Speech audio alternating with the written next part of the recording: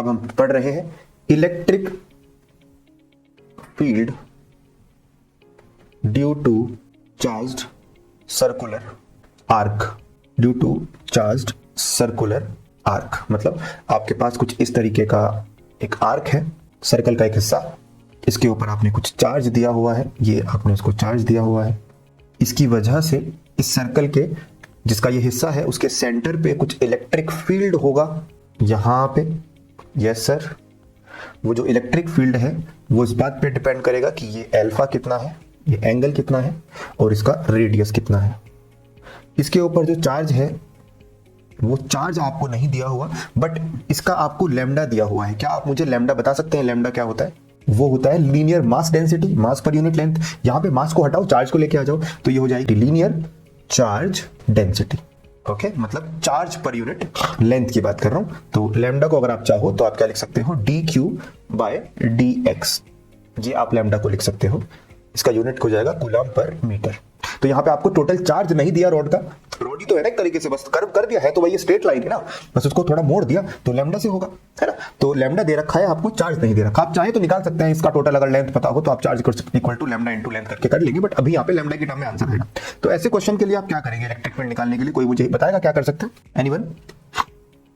Sir एक छोटा सा एलिमेंट मानोगे, उस छोटे से एलिमेंट के ऊपर चार्ज dq मानोगे, इसकी वजह से इस पॉइंट पे यहाँ पे जो भी इलेक्ट्रिक फील्ड आ रहा होगा वो निकालोगे, उसको इंटीग्रेट करोगे और पूरी कहानी कर कराने के बाद आपका एक आंसर आएगा। तो अल्टीमेटली मुझे डेरिवेशन में आपको फंसाने का कोई मन नहीं है ना आपको जरूरत है, आप सीधा इसका आंसर याद कर लेंगे कि इसकी वजह से जो इलेक्ट्रिक फील्ड आएगा वो रहेगा E is equal to 2k lambda by r into sine alpha by 2। This is the required formula, जो कि पूरा इंटीग्रेशन करने के बाद फाइनल आएगा। बट ये एक जनरल फॉर्मूला है, मैं कहूंगा इसको आप याद करेंगे। याद इसलिए करेंगे क्योंकि अल्फा का अलग अलग वैल्यू देके आपके साथ मजाक किया जा सकता है। हो सकता है कि पूरा सर्कल दे दे, हो सकता है कि आपको आधा सर्कल दे दे, हो सकता है 1/4 क्वार्टर सर्कल दे दे, हो सकता है कोई रैंडम एंगल दे दे 60 डिग्री।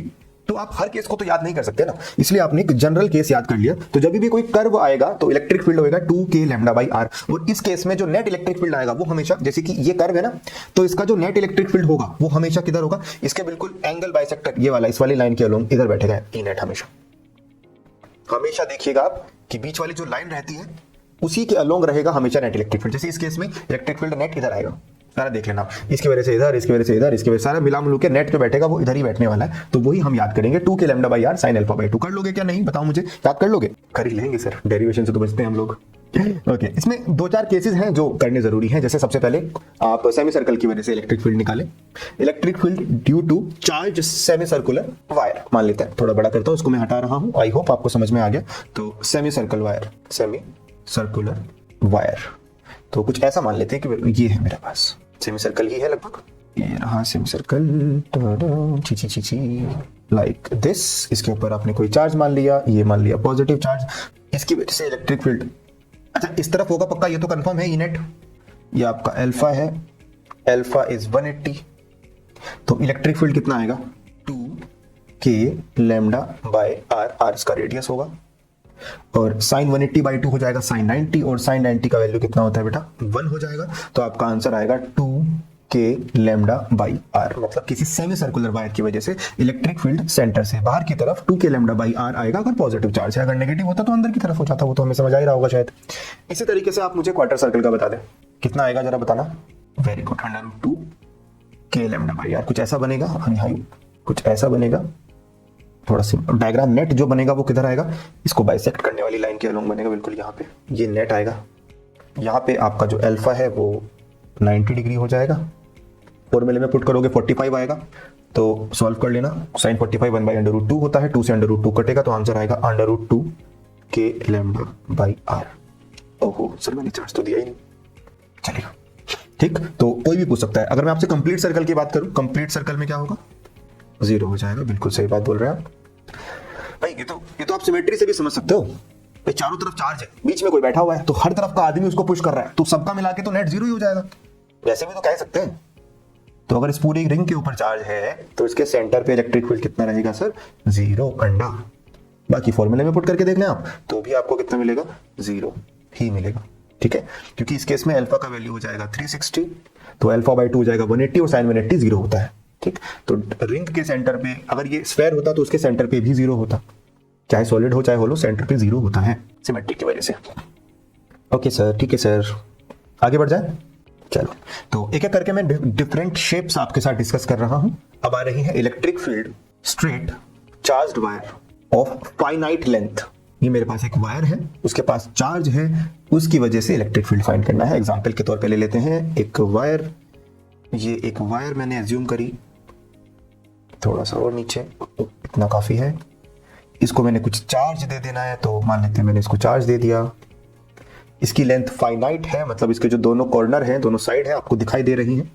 इसकी वजह से आपको रैंडमली किसी पॉइंट मान लेते हैं वायर से r डिस्टेंस दूर, यहां पे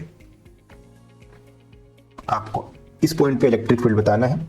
और ये जो पॉइंट है ये ऊपर और नीचे सिमेट्रिक नहीं है, ऐसा नहीं है कि बिल्कुल बीच में है सर ऊपर और नीचे की वायर ना, ये कहीं भी हो सकता है, ये यहाँ पे भी हो सकता है पॉइंट, ये पॉइंट यहाँ पे भी हो सकता है, तो हमने ऐसे रैंडम लिया है। तो इस पॉइंट पे आपको क्या बताना है, इलेक्ट्रिक फील्ड बताना है, पी पॉइंट की मैं बात कर रहा हूँ। तो क्योंकि ये फाइनाइट का है तो आप इस वायर के दोनों कॉर्नर को पॉइंट पी से मिला सकते हो। मिलाओ जरा, पहले तो इसको मिला दो। आप कैसे मिलाएंगे सर, ट्राई करते हैं। इसको मिलाओ, यहाँ डॉटेड लाइन होनी चाहिए, डॉटेड लाइन से मिलाना, और मेरे पास ऑप्शन है तो मैं इसको डॉटेड बना सकता हूँ। ऐसे ही आप इसको नीचे से मिला दें यहाँ से। ओके, अब ये जो दो एंगल आपको दिख रहे हैं इसको कुछ एज्यूम कर लो, ऊपर वाले एंगल को भी नीचे वाले एंगल को भी। ऊपर वाले एंगल को मैंने मान लिया अल्फा और नीचे वाले एंगल को मैंने मान लिया बीटा। चलेगा, ऊपर की तरफ जो एंगल है वो अल्फा, नीचे की तरफ जो एंगल है बीटा। अब आप मुझे बताओ ये जो इलेक्ट्रिक फील्ड यहाँ पे होगा वो किस तरफ होगा, क्या वो पॉजिटिव एक्स में होगा, क्या वो पॉजिटिव वाई में होगा, क्या वो नेगेटिव वाई में होगा, या कहीं बीच में हो सकता है? सोच के बताओ। पॉजिटिव एक्स में होगा। सभी लोग एग्री करते हैं इस बात से कि जो भी इलेक्ट्रिक फील्ड रहेगा वो पॉजिटिव एक्स में रहेगा, या सर? नहीं सर, हमें नहीं पता कुछ भी। आंसर इज नो, ऐसा कोई जरूरी नहीं है। देखो यार, ऊपर का ये जो इतना सारा चार्ज है, ये सारा का सारा चार्ज इस पे रखे हुए चार्ज को यहां पुश करेगा ना, इस तरफ। ये सारा का सारा चार्ज ऐसे पुश करना चाहेगा, और ये बेचारा नीचे का थोड़ा कम चार्ज है, वो इसको कहीं यहां पुश करना चाहेगा। तो ये ज्यादा है, ये कम है, तो नेट कहीं टेढ़ा आ जाएगा यहाँ पे कहीं, मतलब कहीं बीच में बैठेगा नेट फोर्स या नेट इलेक्ट्रिक फील्ड। समझ रहे हो? तो आप हमेशा ये नहीं कह सकते कि पॉजिटिव एक्स में रहेगा, दोनों तरफ, एक्स में भी हो सकता है कुछ, वाई में भी हो सकता है, दोनों में पॉसिबल है। अब कहां होगा वो मैं बता देता हूं। तो इसके लिए हम जनरल ले लेते हैं। हमने मान लिया ठीक है कहीं बीच में होगा, तो इसके दो कंपोनेंट मान लेते हैं। मान लेते हैं कुछ इलेक्ट्रिक फील्ड इस डायरेक्शन में होगा जिसको हमने कहा ई परपेंडिकुलर, और कुछ इलेक्ट्रिक फील्ड इस तरफ होगा ई पैरेलल। पैरेलल मतलब वायर के पैरेलल, और परपेंडिकुलर मतलब वायर के परपेंडिकुलर। तो हमने दो कंपोनेंट माने इलेक्ट्रिक फील्ड के, परपेंडिकुलर और पैरेलल। और फिर वही कहानी, एक छोटा सा एलिमेंट मानेंगे, इसको इंटीग्रेट करेंगे, वो सारी चीजें करने के बाद अल्टीमेटली आपको दो फॉर्मूले लिखने हैं और दोनों फॉर्मूले को याद करना है। तो मैं एक एक करके आपको फॉर्मूला बता देता हूं। हाँ, के लैम्डा बाई आर कितना, sine alpha plus sign beta. After derivation ये आता है, एनसीईआरटी का क्वेश्चन है, डायरेक्ट क्वेश्चन है। एनसीईआरटी में भी बल्कि इसका डेरिवेशन करने की बात हुई थी। और ई पैरेलल कितना आता है बेटा, के लैम्डा बाई आर, वो आता है cos alpha minus cos beta. एक तो साइन को हटा के कॉस आ जाता है, और एक इनके बीच में आ जाता है बेटा माइनस। ऐसे इसको आप याद रखेंगे। ये दो फॉर्मूले हैं, एक परपेंडिकुलर वाला, एक पैरेलल वाला। परपेंडिकुलर वाले में साइन आएगा, पैरेलल वाले में कॉस आएगा, साइन वाले में प्लस आएगा, कॉस वाले में माइनस। ये आपके दो वायर वाले फॉर्मूले। अब अगर आपको ये दोनों याद हो गए तो आप कोई भी वायर वाला केस कर सकते हैं, चाहे वो इनफाइनाइट लेंथ का हो, चाहे वो सेमी इनफाइनाइट लेंथ का, कोई भी केस हो, आप सारे के सारे केस कर सकते हैं। एग्जांपल से एक एक करके मैं डिस्कस करूंगा आपके साथ। केस नंबर 1, केस नंबर 1 में कह रहा हूं कि यार alpha equal to beta is equal to 90। इसका क्या मतलब है, अल्फा बढ़ते बढ़ते बढ़ते बढ़ते बढ़ते बढ़ते 90 हो गया, और बीटा भी बढ़ते बढ़ते बढ़ते बढ़ते बढ़ते 90 हो गया, दोनों ऊपर और नीचे मैक्सिमम हो गए। तो बेटा अल्फा बढ़ने का मतलब है आपकी वायर बढ़ते बढ़ते बढ़ते ऊपर की तरफ कितनी हो गई, बताओ? आपकी वायर ऊपर भी और नीचे भी इनफाइनाइट हो चुकी है, इनफाइनाइट लेंथ वायर।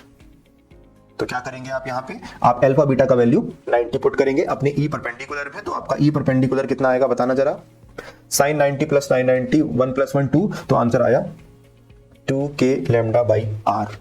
और ई पैरेलल कितना आएगा, E parallel cos 90 0, cos 90 0, 0 minus 0 0, 0 into something is 0। इसका मतलब अगर आपकी वायर ऊपर और नीचे सिमेट्रिक है, जो कि इनफाइनाइट के केस में क्या होता है, इनफाइनाइट के केस में ऊपर भी बहुत ज्यादा नीचे भी बहुत ज्यादा, तो सिमेट्रिक हो गई ना ऊपर नीचे। इसका मतलब आपका जो इलेक्ट्रिक फील्ड आएगा वो सिर्फ एक ही तरफ आएगा, which will be 2k lambda by are.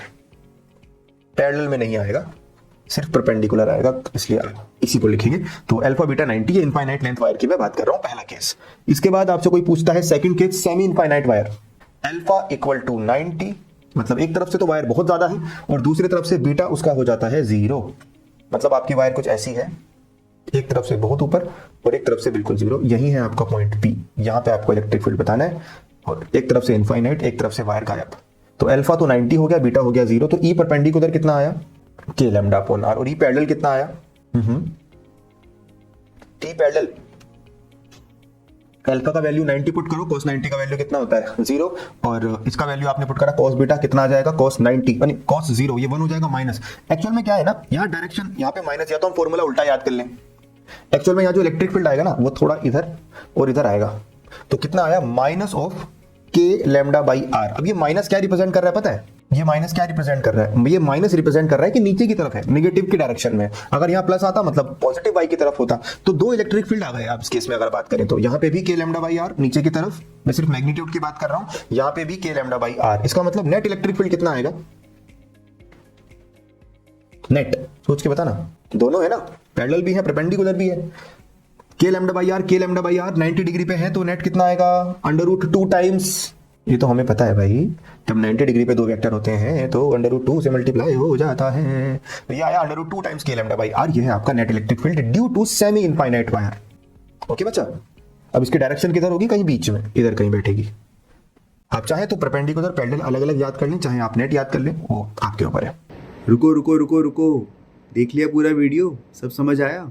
नहीं आया तो कमेंट्स में लिखो कि नहीं समझ आया, और क्या समझ नहीं आया वो बताओ, और अगर समझ में आ गया है तो भी कमेंट्स में लिखो।